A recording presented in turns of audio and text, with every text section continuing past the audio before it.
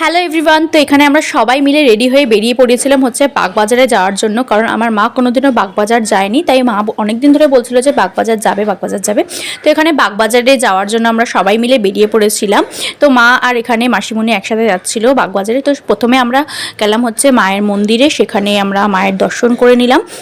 আর এই মায়ের মন্দিরে আমিও প্রথমবার গেছিলাম, কিন্তু বাগবাজারে আমি আগেও গেছিলাম। তো ওখান থেকে একটু ফল প্রসাদ খেয়ে আমরা চলে গেলাম হচ্ছে বাগবাজার যে মায়ের ঘাটটা আছে সেখানে।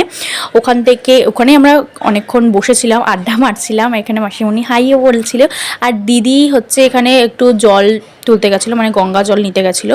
আর বাগবাজারে গেলে তো ঘটি গরমটা খেতেই হবে, কারণ ওখানে ঘটি গরমটা খেতে বেশ ভালো লাগে বসে গল্প করার সাথে সাথে।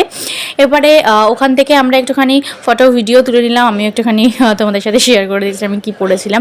আর ভালোই বেশ ঠান্ডা ছিল সেদিনকে, আমি একটা চাদরই নিয়েছিলাম। তারপরে আমরা ওখান থেকে উঠে আমরা বেরিয়ে পড়েছিলাম একটু খাওয়া দাওয়া করার জন্য। প্রথমে মিষ্টির দোকানে গেলাম মিষ্টি খাওয়ার মানে খেতে। তারপরে ওখান থেকে এই ছোটো ছোটো বাচ্চা কুকুরগুলো ওরা খাওয়ার জন্য আমাদের চারপাশে ঘুরছিলো, তাই জন্য বেশ খারাপও লাগছিলো। তাই ভাবলাম যে ওদেরকে একটু বিস্কুট খাইয়ে দিই আমি কিছু খাওয়ার আগে। তারপর এখান থেকে ফুচকা খেলাম, সুন্দর করে দিন কাটিয়ে বাড়ি চলে আসলাম।